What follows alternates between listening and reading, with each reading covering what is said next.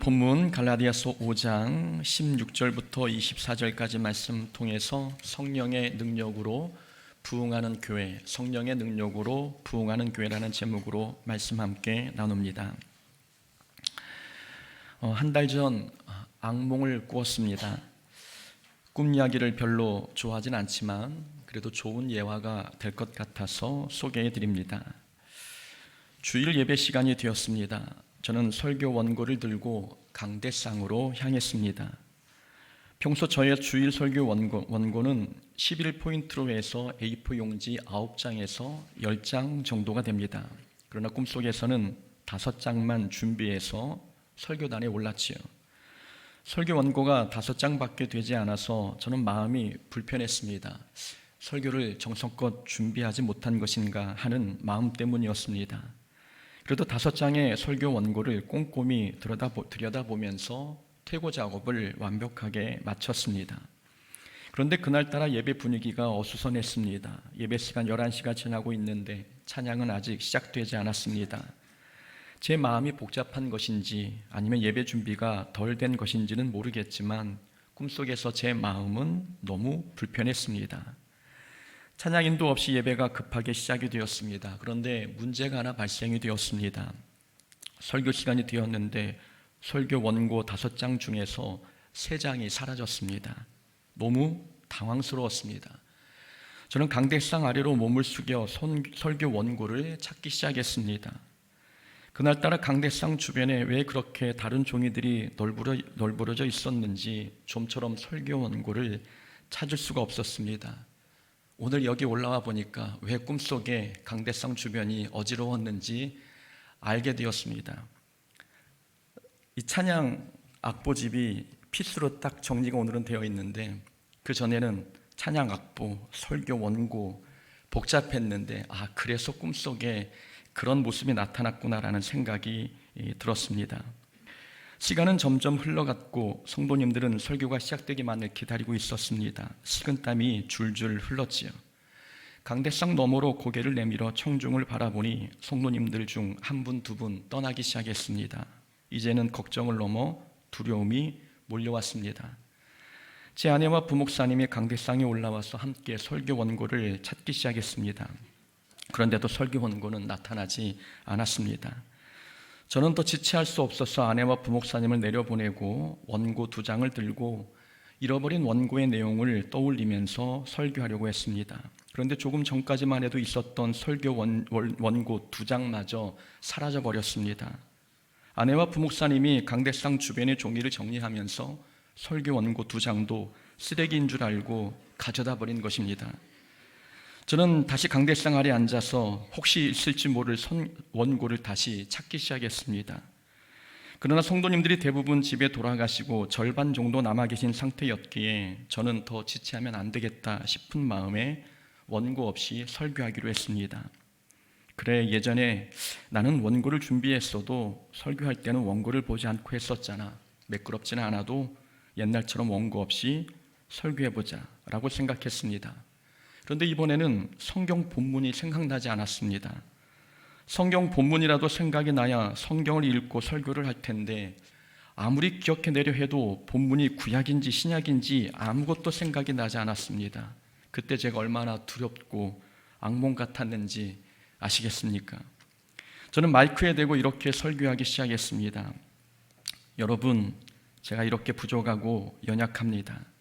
설교를 열심히 준비했지만 원고도 잃어버리고 성경 구절도 설교 내용도 아무것도 생각나지 않습니다. 그러니 부족한 저를 이해해 주시고 저를 위해 기도해 주시기 바랍니다. 이렇게 설교하면서 엄청 울었습니다.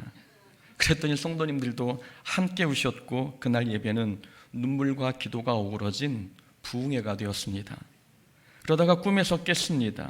꿈에서 깨어나자마자 드는 생각은 일단 꿈이라서 다행이라는 생각이 들었고 또 한편으로는 악몽인 줄 알았는데 돌이켜보니 하나님께서 꿈을 통해 위로해 주신 것 같아 안도감이 들었습니다. 우리 교회는 실수를 이해하고 기도해 주는 교회이니 걱정하지 말라고 말씀하시는 것 같아서 위로가 되었습니다. 저는 우리 교회가 정말 그런 교회인 줄 믿습니다. 실수를 덮어주고 용납해주고 기도해주는 교회, 그런 교회인 줄로 믿습니다. 여러분들은 어떤 교회가 좋은 교회라고 생각하십니까? 크고 화려한 건물에 이름만 들어도 알 법한 유명한 교회를 좋은 교회라고 생각하십니까? 아니면 서로의 실수를 이해해주고 품어주며 눈물로 함께 기도해주는 교회가 좋은 교회라고 생각하십니까? 당연히 후자의 교회가 좋은 교회입니다. 용서와 이해와 눈물의 기도가 가득한 교회에서 신앙생활을 한다면 분명 그 신앙생활은 행복할 것입니다. 제가 바라는 교회 상도 성도들의 신앙생활이 행복한 교회입니다. 건물이 좋고 성도 수가 많아지면 그것도 기분 좋은 일이지만 신앙생활이 행복하지 않은데 외적 부흥만 일어나는 것은 그렇게 좋은 현상은 아닙니다. 그리고 내용의 변화 없이는 교회의 외적 부흥도 일어나지 않습니다. 성도들이 행복하지 않은데 교회가 양적으로 부흥한다? 그런 일은 일어나지 않습니다. 교회 부흥의 순서는 내적 부흥이 먼저이고 그 다음이 외적 부흥입니다. 성도가 먼저 행복해야 그 다음 외적 부흥에 따라온다는 말씀입니다. 그래서 우리가 부흥에 힘쓰려면 먼저 내적 부흥에 힘써야 합니다. 우리가 서로 사랑하고 이해하며 서로를 위해 기도해주는 관계가 되면 그 다음 외적 부흥은 하나님께서 책임져 주십니다. 올해 교회 표어가 성령의 능력으로 부흥하는 교회입니다. 제가 표어를 통해 말씀드리고자 하는 이 부흥은 내적 부흥입니다. 외적 부흥은 하나님께서 하실 일이고 우리가 할 일은 내적 부흥, 곧 성도 개인의 변화에 힘쓰는 것입니다. 성도 개인이 성령 충만하여 변화되면 그 교회는 성령의 능력으로 부흥하게 됩니다. 그래서 올 한 해는 우리 자신이 변화하는 데 집중했으면 좋겠습니다. 세상 사람들은 말하기를 사람은 절대 변하지 않는다고 말합니다. 그러나 우리는 그 말을 믿지 않습니다. 성령의 능력이면 아무리 변할 것 같지 않은 사람도 변화됩니다. 제가 사람이 변할 수 있다고 믿는 이유는 사람을 믿기 때문이 아닙니다. 성령님의 능력을 믿기 때문에 사람이 변할 수 있다고 믿는 것입니다. 그러니 우리는 사람은 변할 수 있다는 희망을 놓지 말고 각자 성령 충만하기 위해 힘써야 합니다. 아무리 극악무도한 죄인도 성령으로 충만하면 변화될 수 있습니다. 한 가지 질문을 드려보겠습니다. 변화는 성령의 은사와 관계가 있습니까? 아니면 성령의 열매와 관계가 있습니까? 변화는 성령의 열매와 관계가 있습니다. 그러니까 사람이 성령 충만하면 두 가지 특징이 나타나는데 하나는 성령의 은사가 나타나고 또 하나는 성령의 열매가 나타납니다. 성령의 은사가 능력과 관계가 있는 것이라면 성령의 열매는 변화와 관계가 있습니다. 성령의 열매가 변화와 관계 있는 이유는 성령의 열매는 인격에 열리기 때문입니다. 22절의 말씀입니다. 오직 성령의 열매는 사랑과 희락과 화평과 오래 참음과 자비와 양선과 충성과 온유와 절제니. 성령의 열매들을 보면 모두 성품의 덕목임을 알 수 있습니다. 곧 성령의 열매는 성품의 덕목이기에 성령의 열매를 맺으면 인격의 변화, 성품의 변화가 따라옵니다. 그래서 우리가 변화하려면 성령의 열매를 맺는데 힘써야 합니다. 그런데 어떤 사람들은 성령의 열매를 그렇게 중요하게 생각하지 않습니다. 성령의 열매 있으면 좋고 없어도 상관없다고 생각합니다. 이유는 성령의 열매는 구원의 조건이 아니라고 생각하기 때문입니다. 물론 성령의 열매는 구원의 조건은 아닙니다. 그러나 구원받은 사람이라면 마땅히 인격에 성령의 열매가 열려야 합니다. 조금은 더디더라도 구원받은 사람이라면 성품의 변화가 반드시 나타나야 합니다. 그러기 위해서는 우리는 날마다 성령 충만해야 합니다. 성령 충만해야 성령의 열매가 우리 성품에 열리기 때문입니다. 그래서 성품의 변화가 곧 성령 충만입니다. 성령 충만은 다른 게 아니라 성품이 변하는 것이 곧 성령 충만한 것입니다. 내일부터 시작하는 특별 새벽 기도의 주제가 성품의 변화가 성령 충만입니다 라는 주제입니다. 올 한 해 우리 모두가 내적인 변화, 곧 성품의 변화를 경험하기를 바라는 마음에 그렇게 주제를 정했습니다. 성령의 열매를 맺고 성품이 변해야 우리 교회가 내적 부흥을 경험할 수 있기 때문입니다. 그래서 내일부터 시작되는 새벽 설교회는 성품에 관한 설교를 할 예정입니다. 자녀들에게도 좋은 교육 기회가 될 것으로 기대합니다. 저는 교회에서 많은 사람들을 만나보았습니다. 그 중에서 어떤 분은 성령의 은사가 많으셨고 어떤 분은 성령의 열매가 많으셨습니다. 그런데 성령의 은사가 많은 분을 대할 때와 성령의 열매가 많은 분을 대할 때 저의 반응은 달랐습니다. 성령의 은사가 많은 분을 만나면 부러웠습니다. 그런데 성령의 열매가 많은 분을 만나면 제 머리가 숙여졌습니다. 그분 앞에 서면 겸손해지고 존경스러워졌습니다. 보통 사람들이 닮고 싶어하는 사람은 은사가 많은 사람보다는 열매가 많은 자이지 않습니까? 성령의 열매가 많은 분은 삶 자체가 복음이라서 그분의 말에는 힘이 있고 울림이 있습니다. 그걸 경험하면서 느낀 점은 좋은 리더가 되려면 성령의 은사가 많은 것보다는 성령의 열매가 많아야겠다는 생각입니다. 리더십은 성령의 열매에서 나오는 것이기 때문입니다. 그래서 부모님들이 자녀들을 훌륭한 리더로 만들고 싶다면 성령의 열매, 곧 성품 훈련을 시켜야 합니다. 성령의 열매에는 관심을 두지 않고 실력만 키운다면 그 자녀는 일을 잘하는 사람은 될 수 있고 돈 잘 버는 사람은 될 수 있지만 그러나 존경받는 사람, 닮고 싶은 사람은 되기 어렵습니다. 우리도 신앙생활을 할 때 신앙생활의 목표를 성령의 열매를 맺는 일에 두어야 합니다.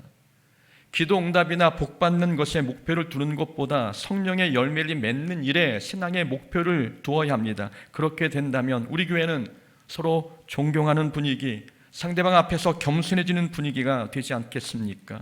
그런 교회라면 신앙생활이 평안하고 행복해질 수밖에 없습니다. 성령의 열매는 앞에서 말씀드린 것처럼 9가지입니다. 사랑, 희락, 화평, 오래 참음, 자비, 양선, 충성, 온유, 절제. 이 9가지 열매가 우리 성품에 열린다면 우리 삶에 제일 먼저 나타나는 변화는 무엇이겠습니까? 성령의 열매가 열리면 성품의 변화가 나타나지만 그 성품의 변화를 통해서 우리 삶에 벌어지는 현상들이 있다면 그것은 관계의 변화가 일어납니다. 성령의 열매가 열리면 성품도 변하지만 사람들과의 관계도 변합니다. 곧 성령의 열매는 관계의 변화를 의미합니다. 공동체 안에서 관계의 문제가 발생하는 이유는 은사가 부족해서가 아닙니다. 성령의 열매가 부족해서입니다.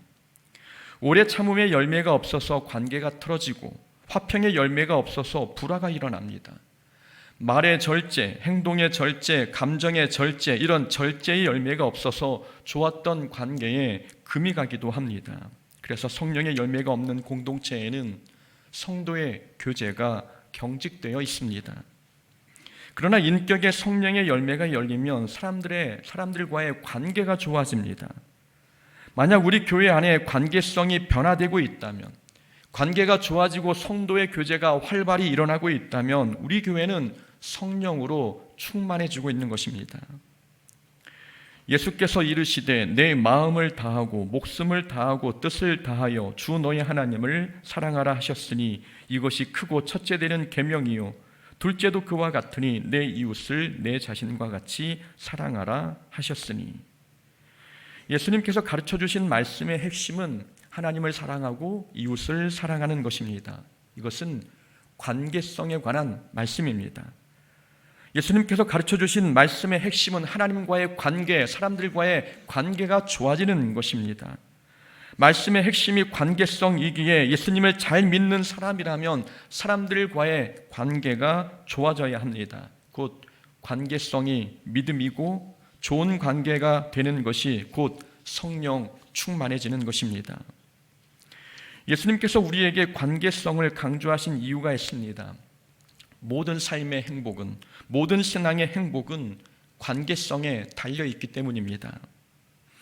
생각해 보십시오. 결혼 생활이 행복하려면 남편과 아내 사이의 관계가 좋아야 합니다. 가정이 행복하려면 부모와 자녀 사이의 관계가 좋아야 합니다. 사업의 번창은 종업원과 고객 사이의 관계에 달려 있고, 교회의 화목은 교인과 교인 사이의 관계, 그리고 목회자와 교인 사이의 관계에 달려 있습니다. 나라의 안정은 정부와 시민 사이의 관계에 달려 있으며, 세계 평화는 나라와 나라 사이의 관계에 달려 있습니다. 우리가 행복을 논할 때 관계성을 빼고 논할 수 있겠습니까? 관계가 무너진 곳에는 절대 행복이 깃들 수 없습니다. 그래서 우리의 신앙생활이 행복하려면 사람들과의 관계성이 좋아야 합니다. 관계성이 좋으려면 성품이 좋아야 하고, 성품이 좋으려면 그 인격에 성령의 열매가 열려야 합니다. 곧 성령의 열매는 관계의 변화를 뜻합니다. 어떤 사람들은 좋은 관계를 맺기 위해 방법을 찾습니다. 관계 형성의 노하우를 배우면 관계가 좋아질 것으로 생각합니다. 그러나 좋은 관계의 비결은 방법에 있지 않고 사람에게 있습니다. 사람이 변해야 관계성이 좋아지는 것이지, 아무리 좋은 프로그램을 가져다가 활용해도 성품의 변화가 없이는 관계가 좋아지지 않습니다. 그래서 우리 교회가 서로 좋은 관계를 형성하려면 각자가 성령의 열매를 맺어야 합니다. 우리 모두가 성령의 열매를 맺는다면 신앙생활이 얼마나 행복해지겠습니까? 관계가 좋아지면 교회 가는 게 행복해지고 즐거워지지 않겠습니까? 그런 관계 변화를 위해서라도 우리는 우리 인격에 성령의 열매를 맺어야 합니다. 그렇다면 성령의 열매는 어떻게 하면 맺을 수 있는 것일까요? 16절 말씀입니다. 내가 이르노니 너희는 성령을 따라 행하라. 그리하면 육체의 욕심을 이루지 아니하리라. 성령의 열매는 우리가 성령을 따라 행할 때 열립니다. 성령을 따라 행한다는 말씀은 하나님 말씀에 순종하며 사는 것을 의미합니다. 그리고 육체의 욕심을 따르는 것은 본성을 따르는 것을 의미합니다. 우리가 말씀을 따르며 사느냐, 아니면 본성을 따라 사느냐에 따라 성령의 열매가 열리기도 하고 떨어지기도 합니다. 그러나 16절에서 더 중요한 내용이 있습니다. 16절 너희는 성령을 따라 행하라 라는 이 말씀은 문법적으로 보면 동작의 계속이나 상태의 지속성을 나타냅니다. 곧 성령을 따라 살라는 이 말씀은 일회적 사건으로 끝나지 말고 지속 반복적인 사건이 되어야 함을 말씀하고 있는 것입니다. 우리는 여기서 중요한 교훈 하나를 깨닫게 됩니다. 성령의 열매는 행동의 지속성과 반복성에 달려 있다는 것입니다. 성령의 열매는 한 번의 행동으로 열리는 게 아니라 지속적이고 반복적으로 행동해야 열립니다. 순종의 열매가 열리려면 순종이 지속적이어야 합니다. 오래 참음의 열매가 열리려면 오래 참는 일이 계속적이고 반복적이어야 합니다. 단 한 번에 오래 참는 것으로는 열매가 열리지 않습니다. 신앙생활을 오래 해도 열매가 없는 이유는 신앙생활에 기복이 있기 때문입니다. 어떨 때는 순종하고 어떨 때는 순종하지 않는다면 그 신앙생활에 순종의 열매가 열리겠습니까? 열매가 열리려면 상황이 어떠하든, 그리고 내 감정이 어떠하든 지속적으로 순종해야 합니다. 인간의 악한 본성은 우리를 계속 악한 쪽으로 끌어당기고 있는데, 우리가 한 번 성령 충만하고 중단한다면 우리는 악한 쪽으로 끌려갈 수밖에 없습니다. 우리가 사탄에게 속는 게 바로 이런 부분입니다. 사탄은 우리에게 속삭이기를 왕년에 열심히 했으니 괜찮다고 말합니다. 이전에 한번 성령 충만해 봤으니, 이전에 열심히 해봤으니, 이전에 오래 참고 순종해 봤으니 그걸로 충분하다고 속삭입니다. 우리의 신앙생활이 지속적이지 못하도록 회방하는 것입니다. 사탄은 순종의 지속성을 무너뜨리면, 우리의 행동의 지속성을 무너뜨리면 성령의 열매가 열리지 않을 것을 알고 있는 것입니다. 순종을 여러 번 했다고 해서 우리는 그걸로 만족하지 않아야 합니다. 우리는 여러 번 순종했다고 해서 그 사람을 순종의 사람이라고 말하지 않습니다. 순종의 사람이 되려면 순종하고 또 순종하며 순종할 수 없는 순간에도 순종하는 사람이 되어야 합니다. 그런 사람에게 순종의 열매가 열립니다. 용서, 오래 참음, 사랑, 이런 열매도 마찬가지입니다. 이런 성령의 열매가 열리는 것도 우리의 행동이 무의식적으로 나올 만큼 지속적이고 계속적으로 반복해야 합니다. 무엇이든 습관이 돼야 열매가 되는 것이지 체질화가 되어 있지 않으면 그건 아직 열매라 말할 수 없습니다. 그러니 우리 인격에 성령의 열매가 열리려면 행동의 지속성, 신앙의 반복성이 있어야 합니다. 저는 새벽 기도가 가장 힘든 사람이었습니다. 저녁형 인간이라 새벽에 일어나는 게 정말 많이 힘들었지요. 그래서 신학교에 다닐 때 제 미래의 목회를 생각하면 늘 새벽 기도가 가장 큰 걱정이었습니다. 교육전도사 때는 새벽 설교 순서를 맡았음에도 불구하고 일어나지 못해서 새벽 설교를 하지 못했던 적도 있었습니다. 그런데 지금은 시간이 되면 눈이 떠집니다. 쉬는 날에는 아침 늦게까지 잠을 자고 싶은데 어김없이 4시 반이면 눈이 떠집니다. 이전에는 아무리 새벽 기도를 훈련하려 해도 습관이 되지 않았습니다. 이유는 지속성이 없었기 때문입니다. 일주일 열심히 하다가 며칠 빠지고 또 일주일 열심히 하다가 며칠 빠지고 이런 지속성이 없다 보니 습관의 열매가 열리지 않았던 것입니다. 새벽 기도도 지속성이 없으면 습관이 되지 않는데 인격의 변화는 오죽하겠습니까? 성령의 열매는 사람의 성품과 기질이 바뀌는 일인데 단지 10번, 50번, 100번의 반복으로 성령의 열매가 열릴 것이라 생각하십니까?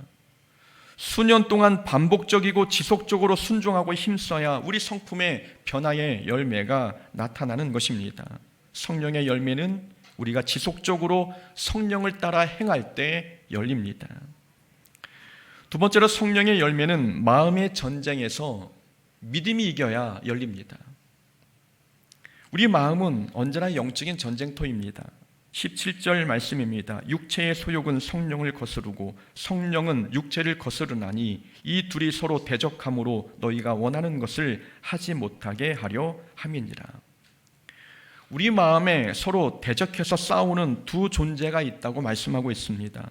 육체의 소욕과 성령의 소욕의 전쟁, 곧 육체에서 나오는 악한 욕망과 성령이 주시는 선한 갈망이 우리 마음에서 싸우고 있다고 말씀하고 있습니다.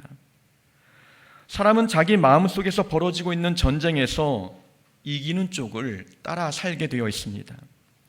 육체의 소욕이 성령의 소욕을 이기면 우리는 육체의 열매를 맺게 되고 성령의 소욕이 육체의 욕망을 이기면 성령의 열매를 맺게 됩니다.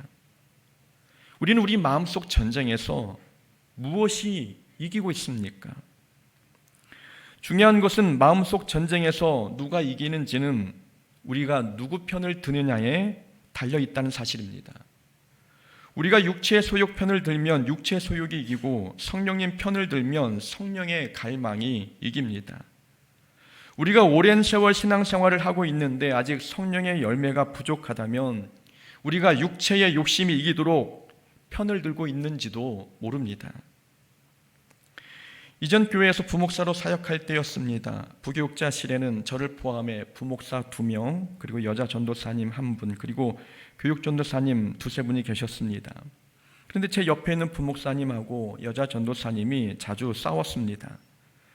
여자 전도사님은 나이가 많았는데 고집도 셌고 말도 이쁘게 하지 않았습니다. 제일 힘들었던 점은 전도사님은 일을 시키는 대로 하지 않았다는 점입니다. 일에 실수가 발생하거나 업무가 제 시간에 끝나지 않으면 담임 목사님께 욕먹는 사람은 부목사이지 전도사가 아니었습니다. 그러니 옆에 있는 부목사는 전도사의 태도와 말투 그리고 일처리 때문에 끊임없이 싸웠습니다. 하루는 그 부목사님이 저와 단둘이 있을 때 이렇게 물었습니다. 목사님은 화 안 나세요? 라고 물었지요. 자신은 여자 전도사님하고 자주 부딪히는데 저는 그러지 않으니 궁금했던 것입니다. 그래서 대답해 줬습니다. 목사님은 화가 나지 난 속이 문드러졌어. 제 대답을 듣고 부목사님이 깜짝 놀랐습니다. 한 번도 화를 내지 않아서 괜찮은 줄 알았는데 속이 문드러졌다고 하니 깜짝 놀란 것입니다. 그러면서 하는 말이 목사님 진짜 많이 참는군요 라고 이야기합니다. 그래서 대답해 줬습니다. 나도 왜 화가 안 나겠어. 열불이 날 때도 있지. 근데 화가 날 때 첫 말을 잘해야 해. 첫 말을 어떻게 하느냐에 따라 마음의 전쟁에서 내가 질 수도 있고 이길 수도 있어. 제가 지키려고 노력하는 부분이 이 부분입니다. 마음속에서 전쟁이 일어날 때, 곧 분노와 인내, 둘의 싸움이 일어날 때 첫 말을 잘하려고 저는 매우 힘씁니다. 첫 말을 부드럽게 하면 마음속 분노의 불이 꺼지는데, 첫 말에 감정이 섞이면 분노의 불에 기름을 뿌리는 꼴이 됩니다. 분노의 불이 확 지펴져서 인내, 오래 참음, 사랑, 이런 열매가 홀라당 타버립니다. 그러니까 마음에서 전쟁이 막 일어나고 있을 때 그때 나오는 첫 말은 마음속 누군가에게는 응원의 말이 됩니다. 부정적인 말을 처음 하게 되면 그 말은 육체의 소욕을 응원하는 말이 되는 것이고, 믿음의 말을 하면 그 말은 성령의 소욕을 응원하는 말이 됩니다. 그러니 마음속 전쟁에서 성령의 소욕이 이기게 하려면 마음이 아무리 불편해도, 감정이 속상해도 그때 믿음의 말을 먼저 해야 되는 것입니다. 우리의 마음속은 매 순간 치열한 전쟁이 일어나고 있습니다. 그 전쟁에서 믿음이 이기기만 하면 우리는 성령의 열매를 맺을 수 있는데, 우리가 반대쪽 편을 드는 바람에 육체의 소욕이 이길 때가 더 많았습니다. 그래서 우리는 예수님께 꼭 붙어 있어야 합니다. 우리 힘으로는 영적 전쟁에서 이길 수 없기 때문입니다. 포도나무 비유에서 가르쳐주고 있듯이 포도나무 가지인 우리는 포도나무 대신 예수님께 붙어 있어야 열매를 맺습니다. 열매는 예수님께서 우리에게 맺어주시는 것이지 우리가 맺는 게 아닙니다. 그러니 우리는 예수님께 붙어 있어야 합니다. 예수님께 꼭 붙어 있으면 예수님께서 우리에게 영적 전쟁에서 이길 수 있는 힘을 공급해 주시고 우리 인격에 열매를 맺게 해 주십니다. 성령의 열매는 마음속 전쟁에서 믿음이 이길 때 열립니다. 또한 세 번째로 성령의 열매는 회개를 통해 열립니다. 성령의 열매는 회개를 많이 하면 할수록 잘 열립니다. 24절 말씀입니다. 그리스도 예수의 사람들은 육체와 함께 그 정욕과 탐심을 십자가에 못 박았느니라. 정욕과 탐심을 십자가에 못 박았다는 것은 정욕과 탐심을 죽였다는 뜻입니다. 다른 말로 하면 예수 이름으로 그 죄를 회개했다는 뜻입니다. 우리가 육신의 모든 정욕과 탐심을 십자가에 못 박을 때 우리 안에 성령의 열매가 열립니다. 회개 없이 성령 충만이 없듯이 회개 없이 성령의 열매도 열리지 않습니다. 물은 내게 붙어 있어 열매를 맺지 아니하는 가지는 아버지께서 그것을 제거해 버리시고, 무릇 열매를 맺는 가지는 더 열매를 맺게 하려 하여 그것을 깨끗하게 하시느니라. 요한복음의 말씀입니다. 물은 열매를 맺는 가지는 더 열매를 맺게 하려 그것을 깨끗하게 하시느니라. 예수님께서는 열매를 더 풍성하게 맺게 하시려고 깨끗하게 하신다고 말씀합니다. 깨끗하게 하신다는 말은 가지치기를 가리키지만 신앙적으로는 회개를 뜻합니다. 곧 회개는 영적인 가지치기입니다. 우리 삶에 불필요한 것들을 가지치기 하는 것, 이것이 곧 회개입니다. 성령의 열매가 잘 열리지 않는 이유는 불필요한 잔가지가 너무 많기 때문입니다. 예배를 통해 은혜를 많이 받아도 세상으로 뻗어 있는 잔가지가 너무 많으면 은혜의 양분이 열매로 흘러가지 않습니다. 그래서 열매를 맺으려면 회개를 통해 영적인 가지치기를 해야 합니다. 매정하게 들을 수는 있지만 가지치기를 위해서라면 신앙에 방해가 되는 사람은 끊어야 합니다. 그리고 신앙생활에 걸림돌이 되는 모임도 정리해야 합니다. 게으른 삶도 가지치게 해야 하고 불평, 원망, 시기, 질투의 잔가지도 제거해야 합니다. 그렇게 매일 십자가 앞에 자기의 삶을 돌아보며 회개하면 성령의 열매는 저절로 열립니다. 죄의 잔가지, 곧 세상에 뻗어 있는 잔가지가 열매 맺는 것을 방해하고 있었기에 회개를 통해 영적 가지치기를 하면 성령의 열매는 우리 성품에 저절로 열립니다. 다윗은 밧세바를 범하는 엄청난 죄를 지었지만 다윗은 하나님 마음에 합한 자라는 칭호를 들었습니다. 회개를 통해 죄의 잔가지를 쳤기 때문입니다. 베드로는 예수님을 3번이나 부인하는 죄를 지었지만 초대교회 리더가 되었습니다. 베드로도 예수님의 십자가 앞에 자기의 죄를 통회하며 자복했기 때문입니다. 죄인 중에 괴수와 같았던 사울이 초대교회 일꾼 바울로 변화될 수 있었던 것도 다메섹 도상에서 만난 예수님을 통해 철저히 회개하며 영적인 가지치기를 했기 때문입니다. 이렇게 믿음의 선진들이 죄에 넘어졌음에도 불구하고 그의 인격과 삶에 성령의 열매를 맺을 수 있었던 것은 바로 회개했기 때문입니다. 성령의 열매는 회개를 동반하지 않고는 절대 열리지 않습니다. 매일 자신의 삶을 돌아보면서 회개해야 성품의 열매가 열립니다. 교회의 부흥은 사람 숫자를 통해 판단하는 게 아닙니다. 열매를 보고 판단하는 것입니다. 우리 한 사람 한 사람이 성령의 열매를 맺고 변화된다면 그게 곧 부흥입니다. 교회 부흥은 어떤 프로그램이나 행사를 통해 이루어지지 않습니다. 교회 부흥은 성도의 변화를 통해 찾아옵니다. 변화가 부흥을 불러오는 것이지 프로그램이 부흥을 불러오는 게 아닙니다. 그러니 우리는 인격의 변화에 힘써야 합니다. 성령의 열매가 우리 인격의 풍성이 열린다면 우리 교회는 행복의 부흥, 기쁨과 즐거움의 부흥, 그리고 사랑 교제의 부흥을 경험할 수 있습니다. 올 한 해 이러한 부흥이 우리 공서북교회에 가득 일어나기를 소망합니다. 그렇게 되기를 주의 이름으로 축원합니다. 아멘. 우리 함께